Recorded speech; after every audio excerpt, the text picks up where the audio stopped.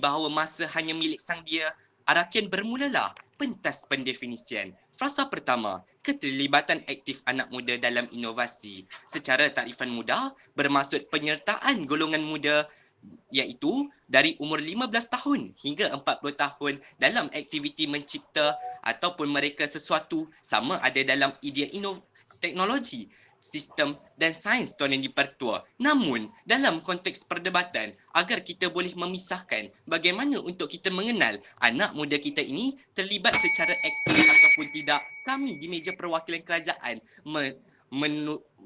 menelusuri analisis Kementerian Sains dan Inovasi menyatakan bahawa terdapat 4 ciri utama untuk kita mengetahui keterlibatan itu aktif ataupun tidak. Ciri yang pertama, anak muda ini perlulah mencipta idea inovasi itu sendiri. Kedua, anak muda ini perlulah melaksanakan idea inovasi. Dan yang ketiga, mereka menjadi ejen dalam menggalakkan keterlibatan anak muda yang lain. Dan yang keempat, mereka proaktif dan proaktiviti mereka digunakan dalam semak dan imbang dalam pembikinan dasar Tuan Yang Dipertua. Ini garis pemisah untuk kita menilai anak muda kita terlibat dalam inovasi secara aktif ataupun tidak. Baiklah, kita bergerak kepada frasa yang kedua, iaitu mencapai masa depan lestari. Takrifan mudah, keadaan masa depan yang seimbang dan memenuhi keperluan. Namun, perlu untuk kita menelusuri sandaran matlamat pembangunan mampan yang digariskan oleh PBB sendiri. Dan PBB sendiri menyatakan bahawa dalam kita mencapai matlamat pembangunan mampan, terdapat beberapa cabaran yang kita hadapi untuk kita memenuhi teras-teras SDG untuk kita mencapai masa depan lestari. Cabarannya ialah kekurangan penghasilan inovasi yang menangani krisis. Kedua, kekurangan tenaga pelaksana inovasi. Ketiga, kekurangan ejen penggalak keterlibatan dalam aktiviti inovasi. Dan yang keempat, memerlukan cadangan bagi melakukan semak dan imbang Tuan Dipertua. Justru, ayuh kita bergerak kepada frasa titik tolak perdebatan kita pada hari ini, iaitu prasyarat utama Tuan Yang Dipertua. Takrifan daripada Dewan Bahasa dan Pustaka bermaksud syarat asas. Justru dalam konteks perdebatan, dalam kita memenuhi syarat asas ini, kerajaan dan pembangkang perlu setuju bahawa keterlibatan aktif anak muda berdasarkan 4 ciri sebentar tadi perlulah untuk menangani 4 cabaran kita dalam memenuhi keperluan matlamat pembangunan mampan itu sendiri Tuan Yang Dipertua. Inilah yang akan kami bina sebagai asas pendirian kami, iaitu menilaikan kepada kemampuan ataupun kapasiti keterlibatan aktif anak muda dalam menjawab cabaran-cabaran kita dalam memenuhi atau mencapai masa depan lestari Tuan Yang Dipertua. Baiklah, kalau lembu terikat pada janji, kalau lembu terikat kepada tali, saya berikat kepada janji. Sebelum saya bergerak kepada hujah, ya sila Yang Berhormat. Yang Berhormat, kalau perkara lain pun memenuhi perkara tersebut, cabaran tersebut, jadi yang lain pun boleh jadi prasyarat utama lah. Inilah pembuktian kerajaan pembangkang. Kami di meja perwakilan kerajaan yakin dan percaya keterlibatan aktif inilah yang mampu untuk menjawab keempat-empat persoalan ini. Dan cabaran kami untuk pembangkang bukan sekadar menafikan kapasiti keterlibatan aktif ini semata. Namun, pembangkang perlu tampil dengan lebih baik dengan membawa alternatif yang boleh menjawab keempat-empat cabaran ini Tuan Yang Dipertua. Baiklah, bergerak kepada janji saya yang pertama, membentang hujah pertama di bawah kata kunci memperkasa meningkatkan penghasilan inovasi yang berkesan. Tuan Yang Dipertua, perlu untuk kita ketahui bersama bahawa hari ini dunia kita kekurangan penghasilan inovasi yang menangani krisis. Kerana laporan kertas kajian Kementerian Sains dan Inovasi menyatakan bahawa produk inovasi sedia ada lebih bersifat memodernisasi dan komersial Tuan Yang Dipertua. Justru, bagaimana keterlibatan aktif anak muda dapat menangani masalah ini? Anak muda merupakan sumber idea-idea baharu yang wajar kita angkat Tuan Yang Dipertua. Justru, inovasi anak muda pada masa kini lebih mengutamakan penyelesaian krisis. Sebab apa?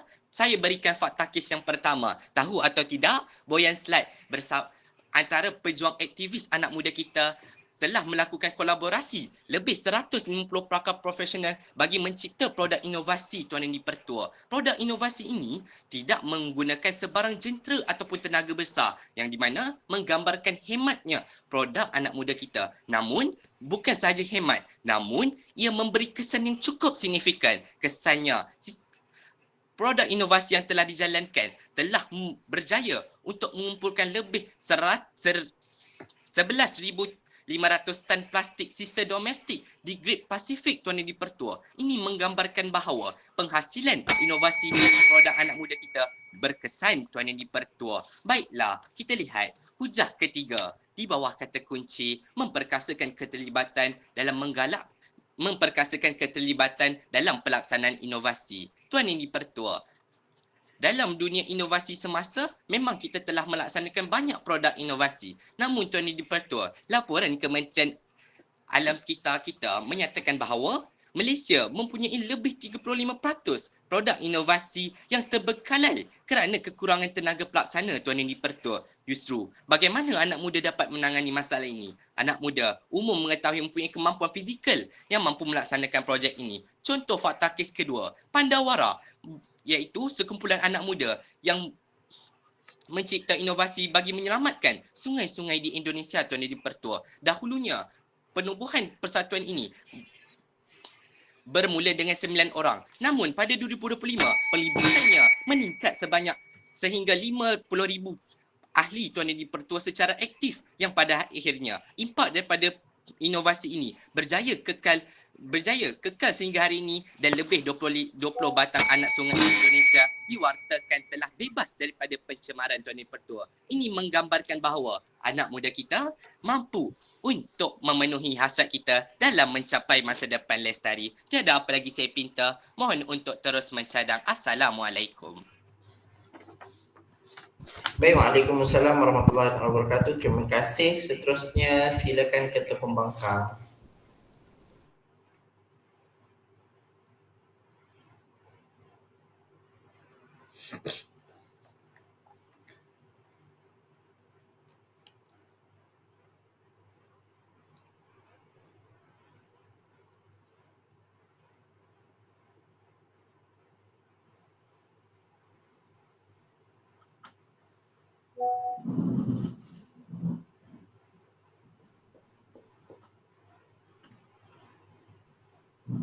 Warga Dewan sekalian, hadir perwakilan pembangkang menafikan usul perdebatan bukanlah hendak menafikan dan juga akan kepentingan aktif anak muda dalam inovasi ini untuk mencapai masa depan lestari. Namun kita perlu menerima hakikat. Walaupun mereka penting, namun ia masih lagi belum sampai ke satu tahap untuk kita menilai mereka sebagai prasyarat utama. Sebab itulah hadir perwakilan pembangkang untuk menafikan usul perdebatan. Dewan ini percaya bahawa keterlibatan aktif anak muda dalam inovasi merupakan prasyarat utama mencapai masa depan lestari. Sebelum saya membentangkan bagaimanakah perspektif pembangkang untuk menafikan usul perdebatan, adalah molek kiranya kita menilai dahulu apakah kenyataan dan juga kes yang telah dibawakan oleh Perdana Menteri. Secara asli tidak mempunyai masalah untuk menerima kes yang cuba dibawakan oleh perwakilan kerajaan serta beban bukti yang diberikan. Cuma terdapat beberapa pertikaian yang saya ingin bangkitkan. Saya ingin mempersoalkan tentang cabaran masa depan lestari, cabaran untuk mencapai masa depan lestari itu banyak dipertua. Mereka katakan cabarannya adalah tentang kita kekurangan inovasi, kita kekurangan tenaga kerja, kita kekurangan sebagai pelaksana, kita ejen penggalak dan juga kita kekurangan orang yang menjadi orang yang bersemak imbang dalam konteks pembinaan dasar dalam negara kita berkenaan dengan masa depan lestari itu banyak dipertua. Persoalan saya sekarang adalah benar cabaran-cabaran ini. Sebabnya dari sudut kekurangan inovasi itu banyak dipertua. Secara logiknya inovasi ini semakin lama dalam negara kita, semakin bertambah Tuan Yang di-Pertua. Memang ada.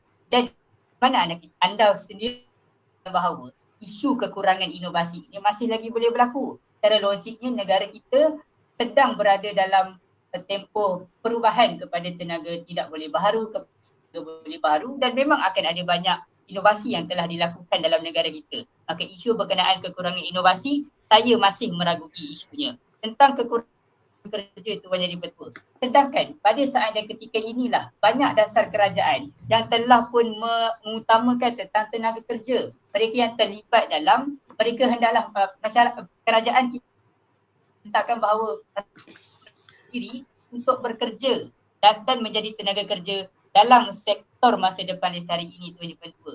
Contohnya pelibatan inovasi, terlibat dalam automasi, AI, kerja dalam AI dan juga bekerja dalam sektor hijau Tuan Yang Pertua. Maka saya juga meragui bagaimana anda kita masih kurang tenaga kerja Tuan Yang Pertua. Malah saya pun tidak faham berkenaan kekurangan orang dalam sema ada imbang. Apa maksud kurang dalam sema ada imbang? Di peringkat parlimen kita dah ada pembangkang. Memang itulah sema yang berlaku. Malah dalam kementerian sendiri pun akan ada perbincangan. Maka mana isu tentang kekurangan ini? Sebab itulah dari sudut kekurangan dan juga cabaran yang mereka berikan dalam Dewan Perdebatan ini, kami boleh ragui Tuan Yang Pertua. Saya cabar yang untuk membetulkan selepas ini. Ini perkara pertama. Perkara kedua, masalah keseluruhan kes mereka adalah mereka hanya menceritakan tentang kapasiti yang ada dalam keterlibatan aktif anak muda dalam inovasi ini menjawab cabaran Tuan Yang Pertua. Sedangkan mereka tertinggal frasa utama Tuan Yang Pertua. Utama ini menuntut kerajaan sendiri untuk membandingkan bagaimana dengan sekiranya kita ada elemen lain pun untuk mencapai lestari. Namun sayangnya perkara itu masih lagi gagal untuk dicapai Tuan Yang Pertua. Cabaran ini semakin teruk untuk kita capai dan sebagainya Tuan Yang Pertua. Namun elemen ini tidak pernah wujud pun dalam kes dan juga hujah-hujah mereka warga Dewan sekalian. Sebab itulah kita boleh mendengar bahawa hujah-hujah mereka tentang memperkasakan keterlibatan. Perkataan memperkasa itu sendiri menunjuk betapa ia tidak pun menjadi prasyarat Pertua. Sebab bila kita bagi analogi tentang prasyarat utama, contohnya kita nak sertai pertandingan debat pada masa akan datang. Prasyarat utamanya adalah kita mesti menjadi pelajar universiti, bukan pelajar daripada sekolah dan seangkatan dengannya, contohnya Tuan Yang Pertua. Itu adalah prasyarat. Namun sayangnya sekarang, sekiranya anda budak sekolah dan juga anda ada pengalaman tersebut masih lagi belum cukup untuk menjadi prasyarat utama untuk anda pertandingan. Sebab anda tidak yang tersebut. Sebab itulah dari sudut pembuktian hujah mereka, kita tidak boleh terima dalam Dewan Perdebatan sebab mereka ambil mudah dalam membuktikan usul perdebatan. Sebelum saya meneruskan pembangkangan kes pembangkang, silakan satu. Yang berhormat, pertama, saya tak faham kenyataan anda tentang AI. Dalam keadaan anda kata kerja dalam AI ni hari ni banyak dan membantu pada alam sekitar, kerja dalam AI inilah yang sebenarnya merosakkan alam sekitar sebabnya penggunaan AI ini telah menghasilkan penjanaan elektrik yang besar. Itu yang pertama. Kedua, kalau anda cerita tentang hari ini ada banyak inovasi bertambah, kenapa hari ini negara-negara perindustrian masih lagi kerajaan-kerajaan mereka giat menggalakkan perindustrian merosakkan alam sekitar? Adakah inovasi ini bertambah ataupun berkurang sebenarnya di negara-negara ini? Apa sumbang saran soalan-soalan ini kepada usul. Sekarang ni debat ni adalah tentang ketika kita nak menilai keterlibatan aktif anak muda dalam inovasi ni prasyarat utama ataupun tidak mencapai masa depan jadi betul. Ini yang paling sebenarnya. Saya tak faham apa konteks persoalan mereka dalam Dewan Perdebatan. Sebab itulah untuk menjawab beban bukti dan juga bertembung dengan isu-isu walaupun mereka berikan cabaran, kami percaya bahawa usul perlu ditolak melihatkan kepada ketidakmampuan keterlibatan aktif anak muda inovasi untuk menjadi prasyarat utama mencapai masa depan lestari. Hujah pertama saya akan buktikan betapa tindakan mereka ini hanya melengkapkan ekosistem masa depan lestari. Niat pembangkang bukanlah untuk menafikan bahawa penglibatan mereka ini tidak penting. Mereka penting, tapi mereka bukan penting untuk menjadi prasyarat utama. Tapi mereka penting dalam melengkapkan ekosistem masa depan kita Tuan Yang Pertua. Analisis pertama tentang penglibatan anak muda dijadikan strategi dalam dasar pembangunan lestari. Berdasarkan laporan daripada UN Major Group for Children and Youth, 32% daripada 193 negara yang ada dasar berkenaan PBB, berkenaan SDG menjadikan peranan belia dalam SDG ini sebagai rakan strategik Tuan Yang Pertua. Selebihnya hanya menyokong kepada dasar-dasar yang dilakukan. Di saat ini betapa kita memang dah ada dasar dan kepentingan mereka dalam menyumbang kepada dasar Puan jadi betul. Dan analisis kedua adalah mereka hanya memangkin masa depan lestari ini. Ketertib inilah yang akan mempercayai dasar kita, sasaran kita untuk mencapai matlamat dalam masa depan lestari. Sebab itulah di saat ini saya telah menafikan betapa walaupun mereka penting tapi kepentingan mereka tidak sampai ke satu tahap tentang prasyarat utama. Mereka hanya sekadar melengkapkan ekosistem masa depan lestari. Saya mohon untuk usul ditolak. Terima kasih.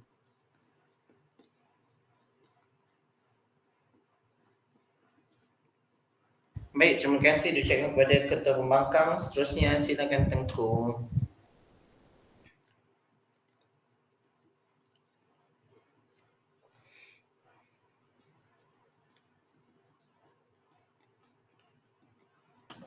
Tuan-tuan dan puan-puan, saya sangat rindu dengan saudara Irfan di seberang sana yang merupakan sahabat seperjuangan saya dahulu kala. Namun, perasaan rindu ini dibunuh oleh perasaan kecewa penafian mereka terhadap kes perwakilan kami. Dan disebabkan itulah sebagai seorang yang adil suka saya membongkarkan apa kes perwakilan pembangkang pada hari ini. Warga Dewan sekalian, suka saya menjawab terlebih dahulu apakah pertikaian saudara Irfan. Hari ini saudara Irfan hanya mempertikaikan tentang cabaran-cabaran kita pada hari ini. Contoh yang pertama tentang kurang tenaga kerja dan sebagainya. Mereka mengatakan bahawa hari ini kita ada AI untuk menggantikan tenaga kerja. Warga Dewan sekalian, sedar atau tidak, penglibatan AI dalam tenaga kerja inilah yang akan menyebabkan kelestarian alam sekitar kita pada masa hadapan akan bermasalah, warga Dewan sekalian, kerana impak AI terhadap alam sekitar itu sendiri sudah bermasalah.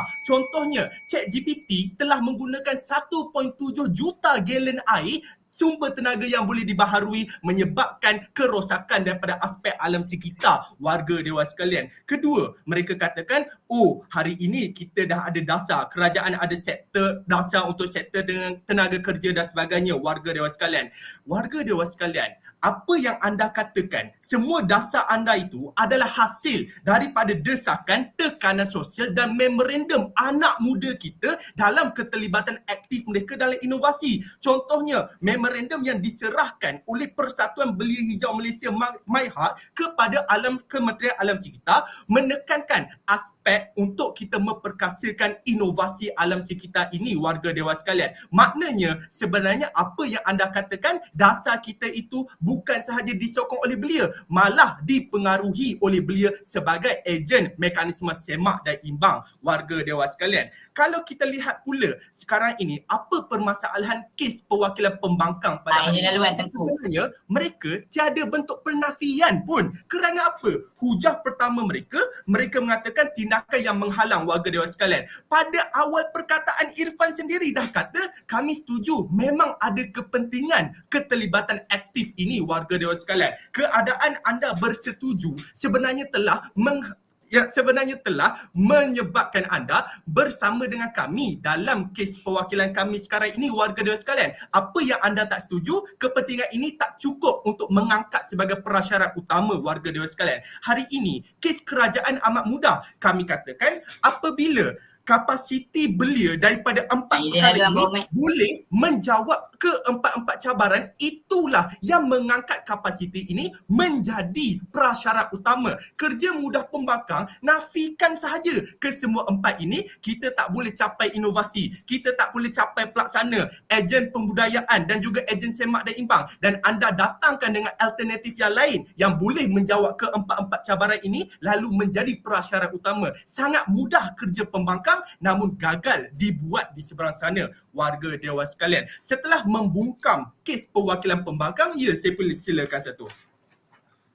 Hanya Bomat, saya setuju je Tengku penting dalam arena perdebatan ni. Cumanya dalam konteks perdebatan kami tengah friendly ni, anda bukan prasyarat utama pun untuk kami friendly. Anda sekadar masuk je. Oh, anda salah faham ni. Kalau saya tak ada hari ni, debat hari ni tak berjalan. Susah saudara Arif Irfan nak cari pengganti saya. Maksudnya saya ni dah memang prasyarat utama. Tanpa saya, kuranglah orang untuk berdebat malam ini. Warga dewan sekalian, tak jadi debat ini saudara Irfan. Cakaplah seorang-seorang saudara Irfan. Kemudian, kita bergerak kepada kes perwakilan pembangkang yang masih setia melihatkan kepada kapasiti keterlibatan anak muda dalam inovasi yang menjadi prasyarat utama mencapai masa depan lestari. Warga dewan sekalian, hujah ketiga iaitu merintiskan pembudayaan lestari. Warga dewan sekalian, analisis pertama, apakah cabaran kita untuk mencapai masa depan lestari? Antara cabaran utama kita adalah rendahnya tahap kesedaran kolektif dan budaya inovasi lestari dalam kalangan masyarakat umum dan kurangnya pencipta-pencipta inovasi ini. Warga dewan sekalian, kita juga kekurangan ejen penggalak keterlibatan anak muda dalam memastikan kita mencapai masa depan lestari. Warga dewan sekalian,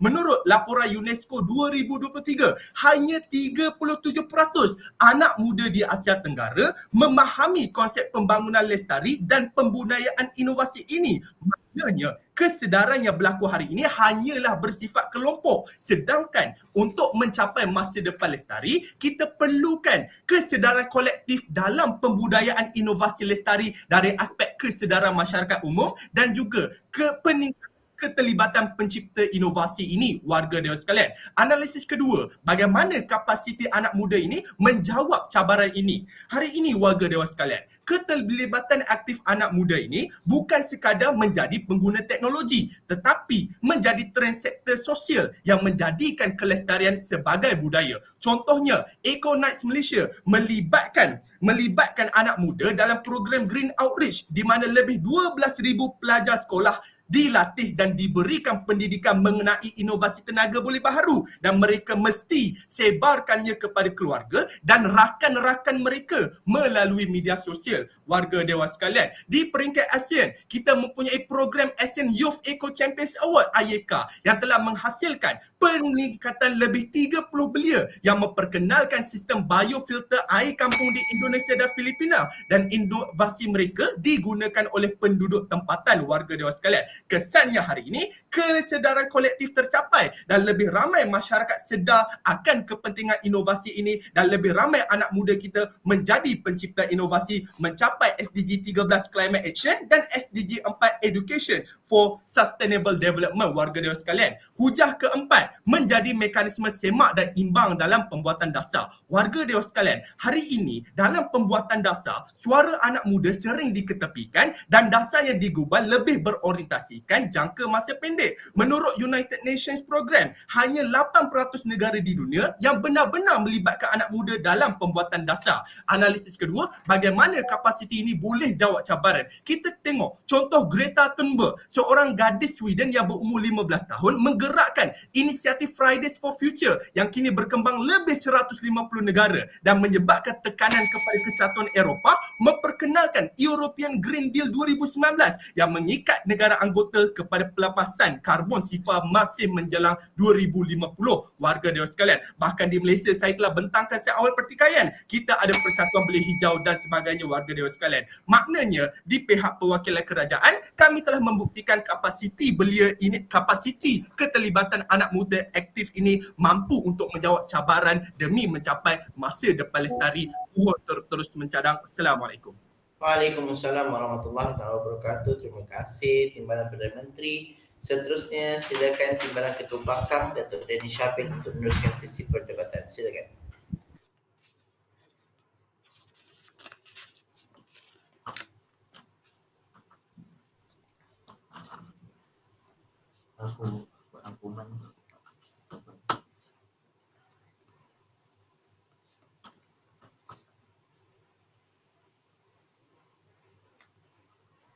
Bismillahirrahmanirrahim. Tuan-tuan dan puan-puan sekalian, ayuh kita ke rangkuman kes di meja perwakilan kerajaan pada hari ini. Kita mulakan bagaimana pada hari ini rasional hujah mereka adalah bagaimana untuk melihatkan kepada kemampuan kapasiti anak muda. Tuan-tuan dan puan-puan. Tuan-tuan dan puan-puan sekalian, sebenarnya perkara-perkara yang mereka ceritakan pada hari ini sudah ada pada masa sekarang. Walaupun begitu, pada hari ini di meja perwakilan pembangkang kami tunjukkan bagaimana hari ini ini bukan prasyarat utama kerana apabila adanya ketidakmampuan mengenai keterlibatan aktif anak muda dalam inovasi untuk menjadi prasyarat utama tuan-tuan dan puan-puan. Sebab apa hari ini kita dapat lihat bahawa memang betul keterlibatan aktif anak muda dalam inovasi penting, namun ia bukanlah prasyarat utama tuan-tuan dan puan-puan, dan perkara ini telah pun diceritakan dalam hujah pertama saudara Irfan sebentar tadi. Dan kalau kita lihat satu demi satu hujah mereka secara rangkumannya, hujah kedua dan hujah pertama ini adalah sambungan daripada hujah pertama. Sebab apa pada hari ini? Berkenaan inovasi, keterlibatan dan juga keberkesanan, sebenarnya hari ini kita sudah ada inovasi-inovasi. Namun begitu, apa yang perlu kita lihat adalah bagaimana inovasi-inovasi hari ini adalah bersifat micro innovation tuan-tuan dan puan-puan. Sebab apa? Hari ini menurut kajian daripada Cambridge Institution pada tahun 2023 menunjukkan bahawa sebanyak 65% daripada innovation yang telah dilaksanakan oleh anak muda adalah bersifat micro innovation dan bersifat lokaliti dalam negara tuan-tuan dan puan-puan. Disebabkan perkara inilah menunjukkan bahawa ini bukan prasyarat utama untuk mencapai masa depan lestari kerana adanya keterbatasan itu tuan-tuan dan puan-puan. Dan hujah kedua mereka berkenaan keterlibatan dalam inovasi, sebenarnya kita sentiasa ada keterlibatan dari segi forum, simposium dan juga sebagainya. Kita dapat lihat seperti forum anak muda Sabah yang menghimpunkan beberapa inovasi ciptaan anak muda. Namun sedihnya apabila sebenarnya dalam forum anak muda Sabah ini hanya 1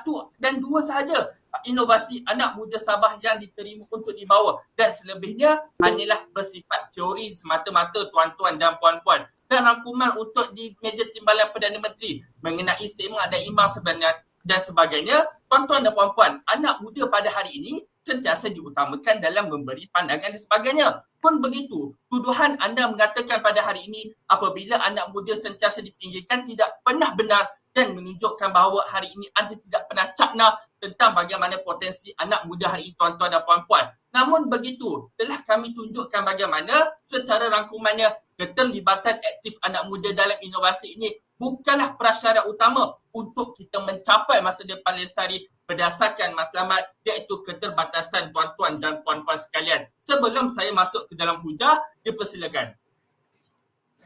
Ya Muhammad, kalau semua benda tak boleh, walaupun kita dah ada segalanya tapi tetap tak jadi prasyarat utama. Jadi apa prasyarat utama di pihak anda?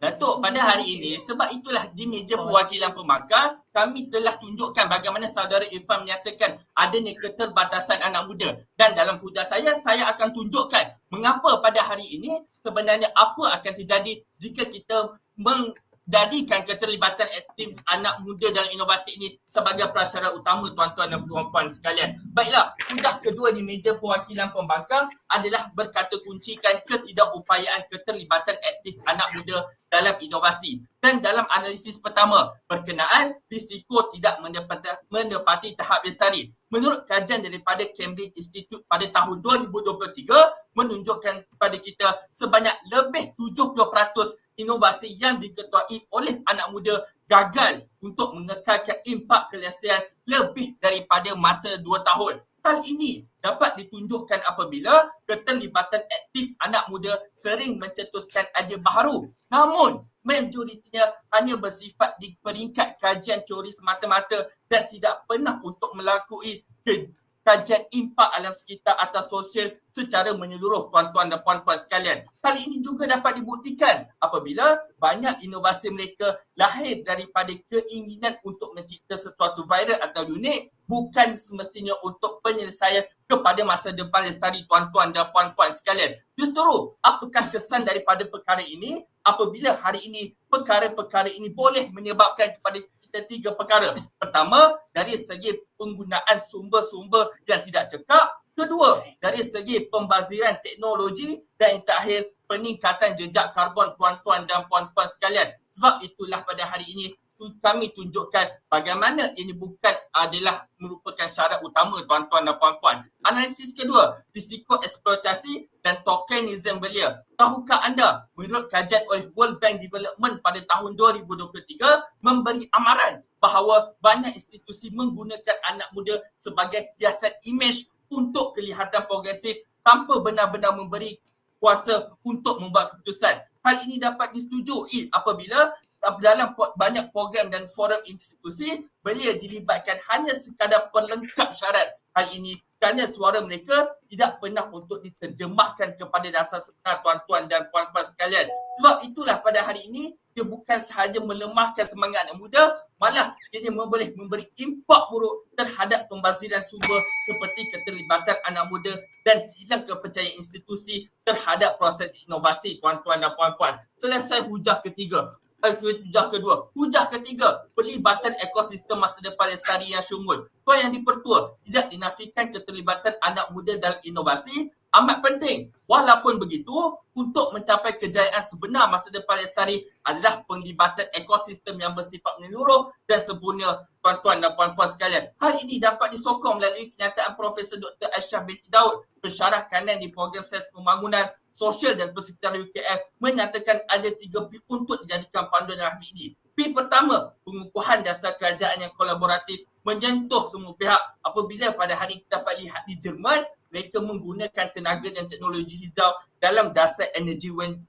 iaitu Pelan Nasional Peralihan Tenaga tuan-tuan dan puan-puan. P kedua, pemberdayaan inovasi teknologi yang mampan apabila pemberdayaan budaya yang menyeluruh dalam penghasilan dan penggunaan teknologi. Dan P ketiga, pelaburan jangka masa apabila penggunaan daripada sudut jangka masa panjang itu sendiri dalam teknologi tuan-tuan dan puan-puan. Secara rangkumannya telah kami ceritakan kepada anda bagaimana hari ini pembangkang lebih menjawab usul apabila kami percaya disebabkan keterbatasan, maka keterlibatan aktif anak muda dalam inovasi bukan prasyarat utama untuk kita mencapai masa depan lestari. Mohon usul untuk terus dibangkang Dewan. Assalamualaikum. Waalaikumsalam warahmatullahi wabarakatuh. Terima kasih Datuk Daniel Syabil. Seterusnya silakan Arif Hakimi.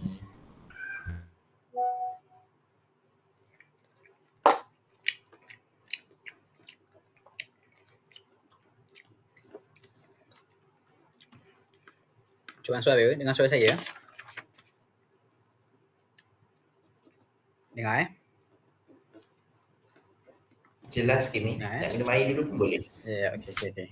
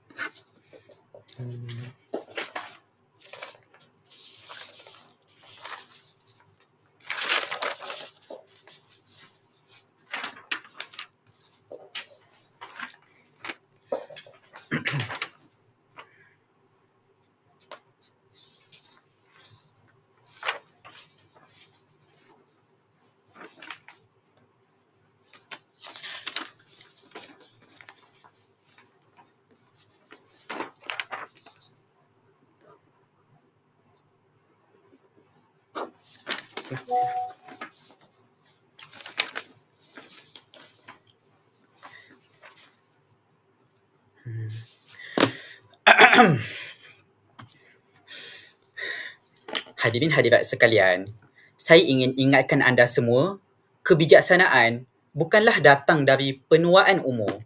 Kalaulah ia datang daripada penuaan umur, mustahil saya hari ini yang sudah menjadi doktor mampu untuk merawat orang tua yang sakit. Sebab itu, di meja perwakilan kerajaan kami percaya masa depan lestari kita boleh dicapai dengan prasyarat utama kita memerlukan kapasiti keterlibatan aktif anak muda dalam inovasi. Baik, suka untuk saya menceritakan dahulu kes perwakilan kerajaan. Di meja perwakilan kerajaan, pertama, kami ceritakan kepada anda bagaimana keterlibatan aktif anak muda telah meningkatkan penghasilan inovasi yang berkesan dalam keadaan negara berpusu-pusu mengejar pembangunan yang tidak mementingkan kelestarian. Anak muda inilah yang mengangkat keterlibatan aktif mereka dengan menghasilkan banyak lagi inovasi-inovasi yang berkesan terhadap alam sekitar dan boleh digunakan oleh masyarakat. Kedua, kami ceritakan kepada anda bagaimana dalam pada kita ingin mencapai masa depan lestari, kita perlukan keterlibatan yang besar. Akibat daripada perkara ini, anak muda telah memperkasakan keterlibatan dalam pelaksanaan inovasi sehingga memberi kesan yang besar kepada alam. Ketiga, kami ceritakan bagaimana untuk kita mencapai masa depan lestari, kita perlu merintiskan kebudayaan kelestarian. Dan keempat, bagaimana kami cerita fungsi anak muda dalam menjadi mekanisme semak dan imbang terhadap pembuatan dasar memberi kesan kepada alam. Baik, suka untuk saya membidas perwakilan pembangkang pula. Pertama, saya kira kewakilan pembangkang hari ini seperti kambing yang menanduk bukit. Sebab tanduk patah, bukit tidak berubah sebab tidak pernah menafikan kes perwakilan kerajaan. Pertama, pertikaian agung mereka kata mereka adalah kami tidak menceritakan tentang keadaan prasyarat utama. Kata mereka prasyarat utama ini kena eksklusif lah. Kalau ada faktor lain yang memenuhi, ia bukanlah satu keadaan prasyarat utama. Saya tak setuju dengan bidasan ini. Saya bagi anda satu analogi lah. Kalau hari ini saya lapar, keadaan prasyarat yang utama untuk mengatasi saya lapar adalah saya perlu makan dan saya perlu ada makanan. Jadi, tak kisahlah saya ada apa-apa bentuk makanan sekalipun, asalkan makanan itu boleh memenuhi, mengatasi segala cabaran kelaparan saya, ini sudah menjadi satu keadaan prasyarat utama. Sekalipun begitu, di meja perwakilan kerajaan, kami tetap menceritakan kepada anda bagaimana dalam keadaan kita mengangkat keterlibatan aktif anak muda sebagai prasyarat utama, ia telah memberi kesan besar menjawab kepada keempat-empat cabaran dalam kita ingin mencapai masa depan lestari. Kalaulah anda kata ia bukan prasyarat utama, anda kena buktikan ada syarat-syarat lain yang boleh menjawab keempat-empat prasyarat ini. Namun sayangnya, dalam sepanjang pembedasan anda, dalam segala penghujatan anda, tidak pernah ada satu pun syarat yang berjaya menjawab keempat-empat cabaran yang telah kami ceritakan. Jadi saya kira bidasan ini tidak boleh diterima di dalam Dewan. Kedua, saya kira pembangkang hari ini tidak pernah berdebat tentang inovasi. Sebab kalau anda dengar keseluruhan case-maker ini, case-maker hari ini hanyalah menilai keadaan bukan prasyarat utama disebabkan oleh kekangan. Sekadar kekangan semata-mata bukanlah menjadi satu bentuk yang menghalang kepada kapasiti ini. Sebab kapasiti ini di akhirnya tetap berjaya mengatasi kekangan ini. Sebab itulah kalau anda dengar semua hujah mereka, satu bentuk inovasi pun tidak pernah diceritakan oleh mereka. Lambang bagaimana hari ini mereka tidak pernah berdebat pun tentang inovasi di akhirnya, hadirin-hadirat sekalian. Sebab itulah ketiga, saya paling pelik dengan bidasan Syabil. Bila ke mana Syabil kata hari ini kita nak berdebat tentang masa sekarang sudah ada banyak inovasi-inovasi dicipta, kita nak debat tentang masa depan. Yang berhormat, hari ini adalah usul penilaian, bukan usul cadangan. Sebab itu saya pelik kenapa anda boleh membidas tentang perkara ini. Sedangkan begitu, kata mereka, inovasi-inovasi kita hanya bersifat mikro-inovasi. Saya sangkal perkara ini. Kalau hari ini kita mikro-inovasi, macam mana fakta-fakta yang Adam hari ini kata? Seperti fakta Bagan Serat melalui organisasi Ocean dan juga Greta Thunberg yang diceritakan Tengku telah menjadi memberi kesan kepada laut, kesan yang bersifat berskala global, hadirin-hadirat sekalian. Ini bukanlah satu keadaan fakta-fakta mikro inovasi semata-mata. Sebab itulah saya kira rangkuman pembangkang hari ini mereka tidak pernah menilai keseluruhan usul hari ini. Sebab mesej moral mereka terlalu risau dengan kekangan, tetapi tidak pernah cuba untuk membuka mata melihat kapasiti anak muda kita. Sila satu. Datuk, disebabkan kekangan-kekangan adalah untuk mencapai masa depan lestari yang baik dan betul tu, kita akan sukar untuk mencapainya. Mau respon? Yang Muhammad, sebab itulah saya kata anda ni jumuk dalam pemikiran. Sebab anda sekadar ada kata kekangan, tapi dalam penghujang kami ceritakan, kekangan ini tidak pernah pun berjaya menghalang segala tindakan-tindakan. Kalau ada kekangan, kenapa fakta-fakta kami semuanya bersifat global, semua memberi kesan yang besar kepada negara-negara yang pelbagai. Inilah satu benda yang tidak pernah dinafikan anda. Hujah pertama, hujah tindakan aktif dalam melengkapkan ekosistem lestari. Saya kira hujah seminar ini telah memperkecilkan sumbangan anak muda terhadap kelestarian. Sebab mereka kata hari ini sebabkan ia bukan persyarat utama, hanya disebabkan 32% negara yang melaksanakan belia hanya mendapat peranan sebagai rakan strategik. Yang berhormat, inilah sebenarnya telah menyokong kes perwakilan kerajaan. Sebab apa? Dalam keadaan belia hari ini sekadar menjadi rakan strategik, belia hari ini telah melaksanakan memorandum, telah melaksanakan demonstrasi, telah menekan kerajaan pelbagai negara untuk meluluskan sebarang dasar-dasar yang memberi kesan positif kepada alam sekitar. Walaupun mereka ada fungsi yang kecil dalam parlimen, mereka tidak perlu stay parlimen pun. Mereka telah memberi kesan terhadap alam sekitar telah menafikan hujah pertama ini. Hujah kedua mereka, hujah ketidakupayaan inovasi. Saya kira hujah dalam fakta dalam hujah ni adalah hujah sekadar tampal fakta. Pertama. Kedua, fakta mereka pun nampak sangatlah fakta baru buat tadi. Sebab hanya disebabkan fakta 70% inovasi yang hanya ada impak kurang daripada 2 tahun, terus anda melambangkan segala kesan alam sekitar yang tercemar, segala pembaziran dana, salah anak muda pula hadirin hadirat sekalian. Sedangkan saya boleh buktikan kepada anda. Tahukah anda, dalam satu inisiatif Green the Gene yang telah dilaksanakan oleh Udin Singgat, yang telah dilaksanakan sejak tahun 2004 sehingga 2025 hari ini, telah berjaya menghasilkan inovasi teknologi dan mesra alam yang telah digunakan oleh lebih 62 negara dengan penyertaan 7,000 sukarelawan. Inilah keadaan bagaimana keupayaan inovasi ini tanpa ada sebarang batasan, dan ini keadaan konsistensi yang berlaku oleh teknologi-teknologi ini. Jadi hujah ini saya kira boleh untuk kita tolak 100%. Hujah ketiga, hujah alternatif mereka tentang penglibatan ekosistem yang syumul. Saya sebenarnya tertunggulah dengan hujah ni. Bagaimana dalam hujah ni mereka nak cerita ekosistem yang syumul ini telah mencapai prasyarat utama yang kami tuntut. Akhirnya dalam hujah ni yang mereka cerita adalah sekadar tentang dasar. Kata mereka Jerman telah melaksanakan dasar-dasar kerajaan untuk menggunakan inovasi. Maksudnya hujah ini tidak pernah menjawab ketiga-tiga cabaran lain yang kami tuntut di meja perwakilan pembangkang akhirnya. Tentang cabaran tentang isu kurang teknologi, cabaran tentang isu semak dan isu kurang tenaga dan sebagainya. Malah hari ini hingga akhirnya Germany tidak berjaya pun memperluaskan dasar-dasar inovasi ini dan teknologi ini ke negara-negara mundur berbanding aktivis-aktivis yang kami ceritakan dalam hujah kami. Sebab itulah rangkuman dalam perdebatan pada hari ini. Pertama, perwakilan pembangkang hari ini adalah pembangkang yang cetek pengetahuan. Sebab hari ini mereka ingatkan penglibatan aktif ini adalah forum. Sebab itulah Syabil Aziz cakap pasal forum. Pertama. Kedua, hari ini mereka tidak pernah menjawab tentang prasyarat utama sebab mereka hari ini asyik cerita tentang kekangan tetapi telah diatasi oleh kapasiti kami. Dan ketiga, akhirnya mereka gagal menunjukkan bagaimana keterlibatan aktif ini adalah bukan prasyarat utama untuk terus mencadang. Assalamualaikum. Waalaikumsalam warahmatullahi wabarakatuh. Sebelum saya panggil third speaker pembangkang, Syakir Aiman dan juga seorang lagi juri, Zafwan, dia meminta untuk wakil-wakil Perside mempersiapkan diri untuk menggulung sebab dia kata sesi perdebatan malam ini terlalu serabut, jadi sesi penggulungan ad hoc diperlukan untuk menentukan keputusan katanya. Alright, so silalah get ready, Syabil ke Irfan ke get ready, Adam dengan Tengku mungkin boleh decide juga salah seorang siapa yang nak jadi penggulung. Sekarang saya serahkan kepada Hafiz Zafri. Itu kamera dia lah. Ya, buka dia. Test.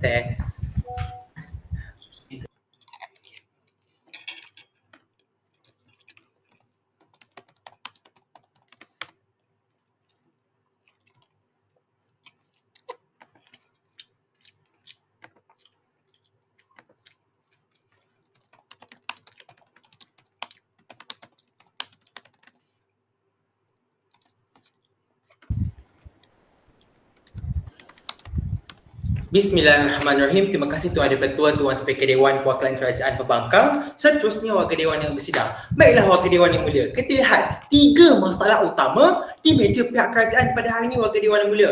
Masalah pertama, mereka gagal untuk menceritakan status quo semasa hadiah-hadiah sekalian. Sebab saya yakin dan percaya kita semua masih tertanya-tanya bagaimanakah keadaan masa depan lestari kita hari ini Wakil Dewan Mulia. Adakah negara kita tidak lestari dan tak mampu untuk kita capai Wakil Dewan Mulia? Mengapa soalan ini penting Wakil Dewan Mulia? Sebab sepatutnya di meja pihak kerajaan tunjukkanlah yang mana sebelum ni ada tanpa penglibatan orang anak muda ini kita tak mampu untuk mencapai masa depan yang lestari. Dan dengan ada penglibatan anak muda ini kita mampu untuk mencapai masa depan yang lestari. Tetapi perkara ini tak pernah ditunjukkan dalam Dewan Perdebatan hadirin-hadirat sekalian. Itu masalah pertama. Masalah kedua hadirin-hadirat sekalian iaitu masalah kes dalam Dewan Perdebatan. Kata mereka pada hari ini prasyarat utama adalah syarat asas hadirin-hadirat sekalian. Sepatutnya kalaulah itu syarat asas, mereka patut tunjukkanlah kepada dewan-dewan. Kalau tak ada penglibatan anak muda pada hari ini, ranak terus masa depan kita Wakil Dewan yang mulia. Tapi perkara ini tak tak pernah pun terpacul dalam mulut YB Adam ataupun YB Arif Kimi warga Dewan Mulia. Sebab itulah kami boleh katakan betapa penglibatan anak muda pada hari ini bukanlah prasyarat utama sebab mereka tak pernah tunjukkan. Kalau tak ada penglibatan mereka, masa depan lestari kita tak mampu tercapai, malah lebih teruk hadirin hadirat sekalian. Kalau kerajaannya baik, sepatutnya tunjukkan sebegitu. Tak ada penglibatan anak muda, masa depan lestari kita makin teruk dan makin tak mampu untuk kita capai hadirin hadirat sekalian. Itu masalah pertama. Masalah kedua. Sebelum saya pergi ke masalah ketiga, sila Dato'. Tak ada, jangan bagi masa saya. Masalah ketiga adalah masalah kayu hukum mereka dalam mencirikan keterlibatan aktif anak muda warga Dewan Mulia. Kalau dengar baik-baik, keempat-empat ciri-ciri ini bukanlah ciri-ciri eksklusif pun yang terdapat pada anak muda hadirin hadirat sekalian. Pertama, kata mereka mampu untuk mencipta idea. Kedua, melaksanakan inovasi hadirin hadirat sekalian. Pertamalah sekali warga Dewan Mulia. Kedua-dua ini bukanlah nilai eksklusif pun. Sebab apa? Saya boleh tunjukkan kepada anda semua. Menurut Stephen Jobs dalam laporan The Number of Innovation in 1996 menunjukkan betapa melaporkan 203 prasana inovasi yang telah dilaksanakan oleh anak muda kita sejak tahun 1996 hadirin hadirat sekalian. Pun begitu warga Dewan Mulia. Walaupun sejak tahun 1996 penglibatan anak muda kita dalam membina inovasi dan membina idea inovasi, tapi kita masih tak mencapai masa depan yang lestari hadirin hadirat sekalian. Sebab itulah kami boleh katakan mencipta idea, mempunyai idea dan pelaksanaan ini bukanlah satu nilai eksklusif yang terdapat dalam keterlibatan anak muda warga Dewan Mulia. Kita lihat pula dalam kayu ukur mereka yang kedua, menjadi ejen hadirin hadirat sekalian kepada kesedaran warga Dewan Mulia. Warga Dewan, kalaulah anda dengar baik-baik, pada peringkat pertama, pihak kerajaan setuju saja yang mana ada penglibatan anak muda pada hari ini. Sebagai contoh, Pandawara sebagai ejen daripada 9 ahli kepada 5,000 kata mereka. Pun begitu warga Dewan Mulia, masalah alam sekitar masih lagi tidak dapat dicapai, terutamanya di Indonesia. Walaupun telah melaksanakan pemberian berkali-kali, tapi masalah ini tak dapat dibendung. Sebab apa? Sepatutnya yang perlu untuk kita selesaikan adalah masalah kesedaran anak muda masyarakat kita warga Dewan Mulia, bukanlah penglibatan sebagai ejen semata-mata warga Dewan Mulia. Sebelum saya bergerak lagi, sila. Dato', saya nak tanya, kalaulah anda kata untuk prasyarat utama ni kena eksklusif, kenapa penglibatan ekosistem syumul anda ni pun tak eksklusif? Dahlah sentuh dasar je dan tak menyelesaikan pun apa-apa alam, sebab dah lama buat benda ni pun masalah lagi ada masalah.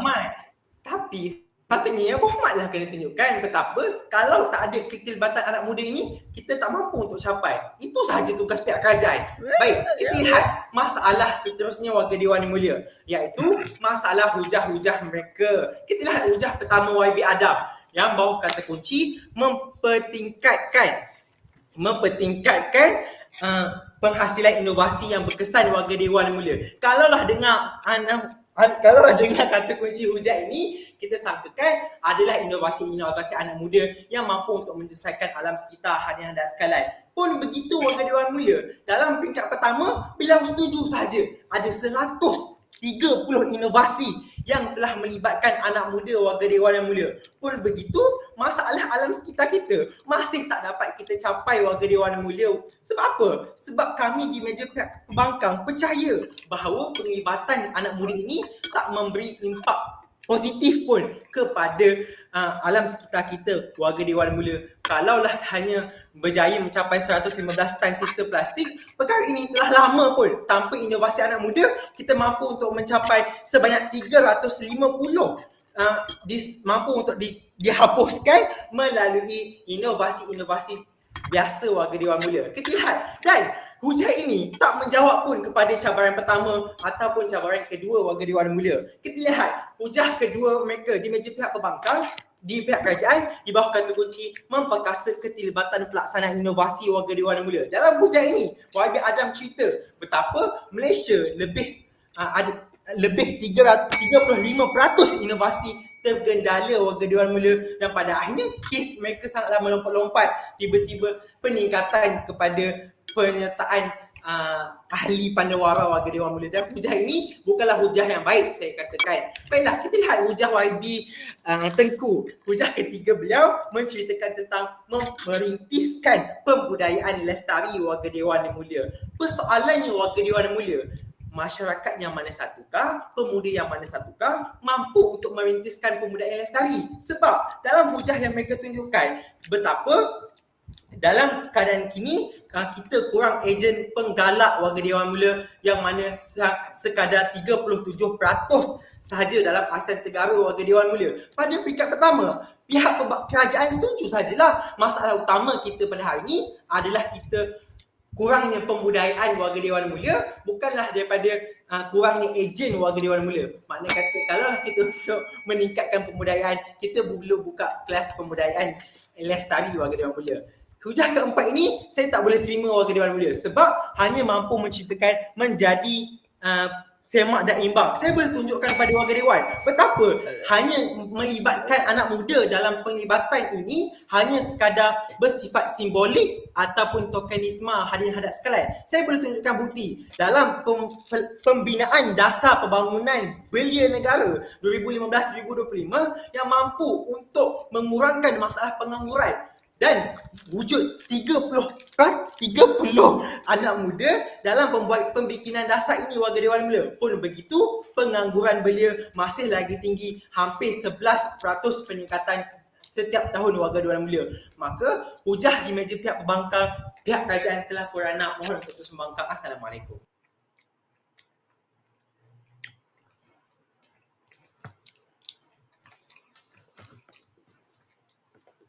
Nah, okey, baik, terima kasih. Seterusnya sekejap saya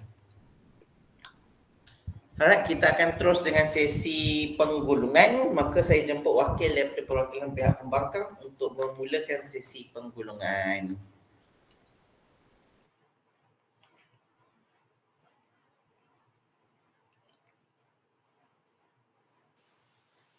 Boleh dengar? Boleh.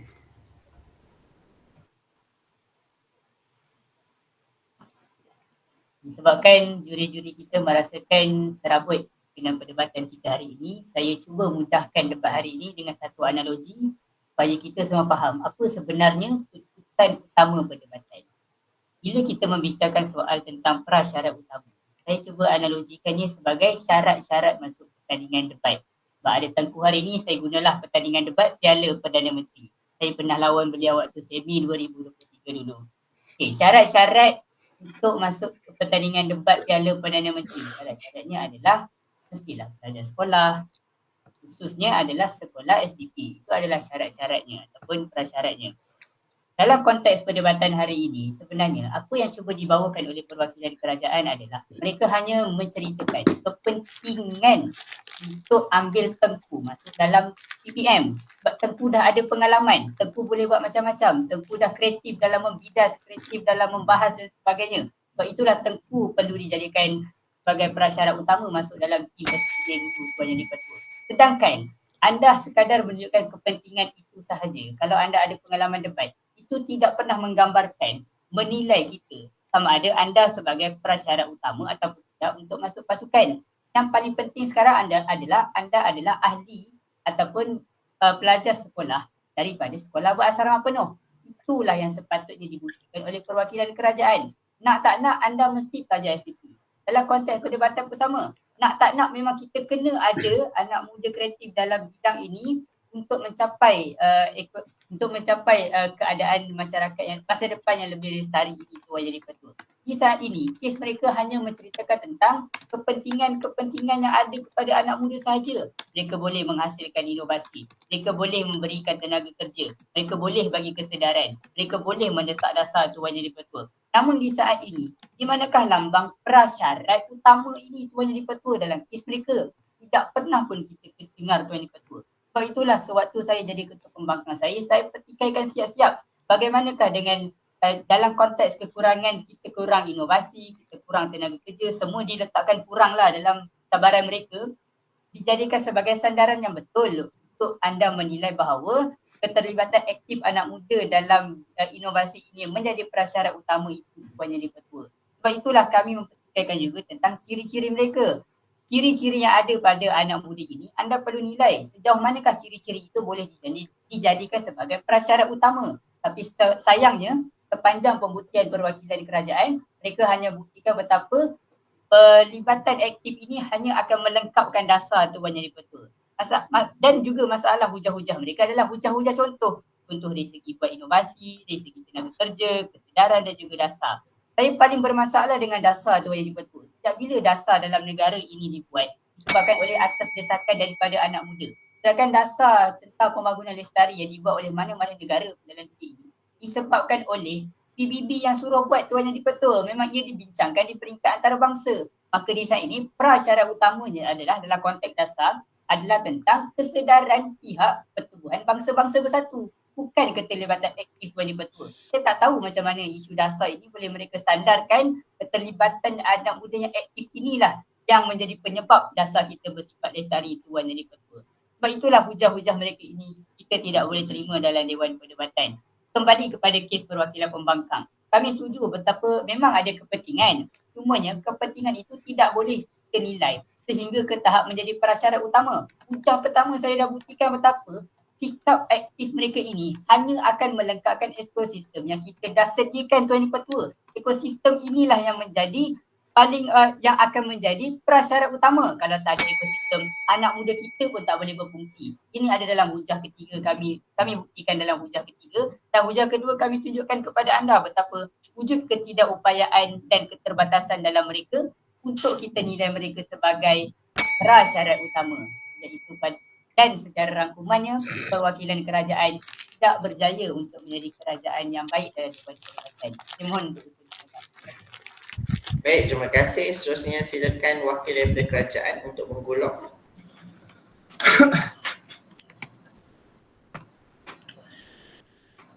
Tuan-tuan dan puan-puan, saya kasihan dengan juri kita pada malam ini kerana ya benar, memang debat hari ini serabut dan saya salahkan pembangkang 100% atas keserabutan yang berlaku ini, warga Dewan sekalian. Sedangkan tuntutan usul perdebatan pada hari ini amat mudah. Kita nak capai matlamat mencapai masa depan lestari, di mana untuk capai masa depan lestari ada 4 cabaran yang kita perlu jawab. Pertama, kurang inovasi. Kedua, kurang ejen pelaksana. Ketiga, kurang ejen pembudayaan. Dan keempat, kurang ejen semak dan imbang dasar, warga Dewan sekalian. Di mana keempat-empat cabaran inilah yang perlu dijawab oleh kedua-dua pihak kerajaan dan pembangkang. Bahkan pembangkang pun setuju 4 cabaran inilah yang perlu kita jawab untuk capai masa depan lestari, warga Dewan sekalian. Dan bagaimana kita nak capai masa depan lestari? Jawab cabaran-cabaran ini melalui suatu perkara yang menjadi prasyarat utama. Kami kata mudah, untuk sesuatu perkara menjadi prasyarat utama, mestilah ada kapasiti-kapasiti untuk menjawab keempat-empat cabaran itu. Dan kami katakan keterlibatan anak muda aktif inilah yang menjadi prasyarat utama itu, warga Dewan sekalian. Dan suka saya untuk tunjukkan apa masalah analogi Irfan. Analogi Irfan sebentar tadi sebenarnya menyokong kes perwakilan kerajaan. Kerana apa? Sebab saya Tengku Arif yang pandai debat, yang boleh membidas, yang mewakili SBP, menyebabkan saya menjadi prasyarat utama untuk bertembung dengan anda di semi-final PPM. Sebab orang lain tak ada prasyarat, itulah yang tidak menjadikan mereka prasyarat utama untuk bertembung dengan anda, warga Dewan sekalian. Disebab itulah kes perwakilan pembangkang tak pernah menafikan satu pun kapasiti anak muda dalam menjawab keempat-empat cabaran ini, warga Dewan sekalian. Dan kami tuntut anda bawa alternatif yang memenuhi keempat-empat kapasiti itu tidak diberikan, warga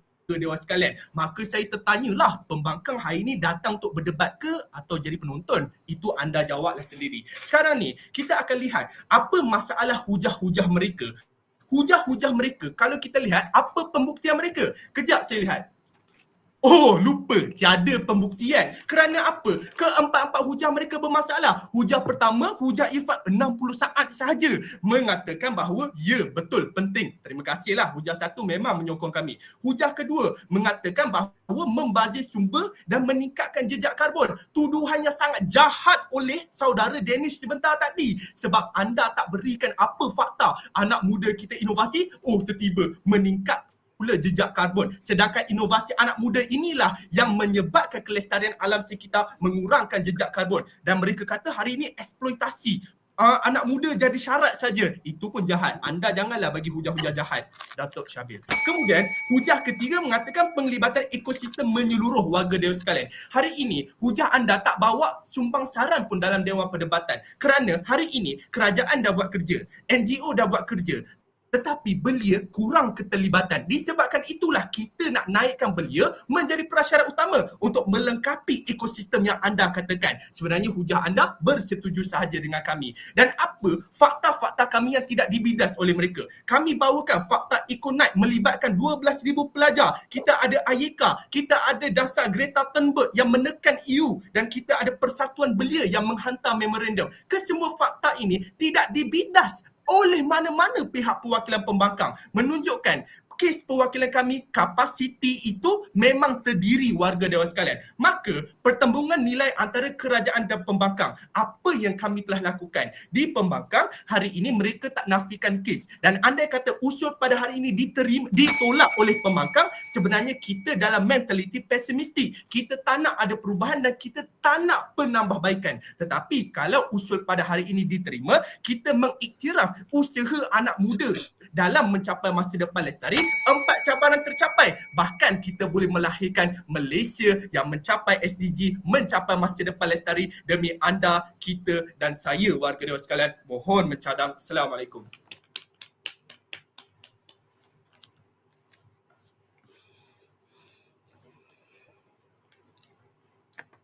Okey, baik. Terima kasih untuk kedua-dua pasukan.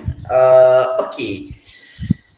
Syakir dengan Zakwan, saya mula dulu ya. Nanti korang announce lah result yang dah ada tu Okay, personally saya tak ada masalah dengan cara kerajaan menaklik usul perdebatan. Korang cuba menggambarkan betapa sekarang ni kita ada masalah dalam mencapai, kita ada cabaran dalam mencapai masa depan lestari. Cuma untuk Adam, saya would suggest, Abang ni would suggestkan Adam, kalau Adam boleh buka instead of terus melompat kepada definisi, mungkin you boleh mulakan dengan satu status quo tentang masa depan lestari.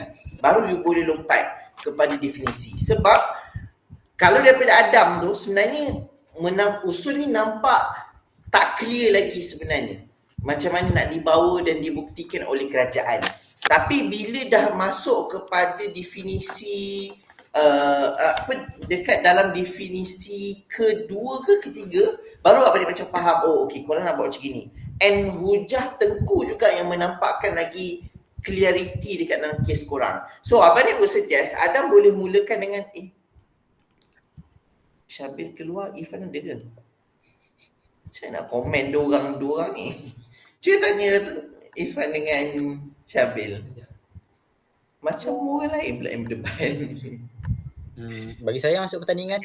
Okey, dah ada masuk. Okey, Syabil dah ada. Okey, Syabil dengan Irfan ada. Okey, abang ni would suggest Adam mulakan dengan macam Bismillahirrahmanirrahim. Menurut kertas kerja siapa, kita sedang menghadapi 4 masalah dalam masa depan lestari. Apa masalahnya? Pertama, kedua, ketiga, keempat. Justru disebabkan masalah ini, lahirlah cadangan perwakilan pihak kerajaan untuk melibatkan anak muda secara aktif dalam inovasi untuk dijadikan sebagai prasyarat mencapai masalah tadi. So macam mungkin debat tu akan nampak lebih kemas dan lebih cantik sikit lah dari segi bukaan kes itu, Adam. Okey, sebab apa ni macam Mumu tak nampak korang nak jadikan dia macam mana tau. So dia macam kedengaran usul hybrid. Korang nak mencadangkan untuk mencapai masa depan ini perlukan keterlibatan aktiviti anak muda. So dia macam, for me you kena susun balik you punya structure dekat situ supaya dia nampak lebih jelas dari segi pembawaan. Itu pertama. Kedua, masalah dekat kerajaan adalah apabila kerajaan tak bercerita betul-betul tentang keterlibatan aktif anak muda dalam inovasi. Sebab kalaulah abang ni jadi siapa nama Irfan, aktif yang diletakkan oleh Adam ni tak aktif pun, sekadar mencipta inovasi sendiri, sekadar melaksanakan idea sendiri, sekadar menjadi ejen galakan, sekadar nak jadi sumbang saran dalam pembinaan dasar.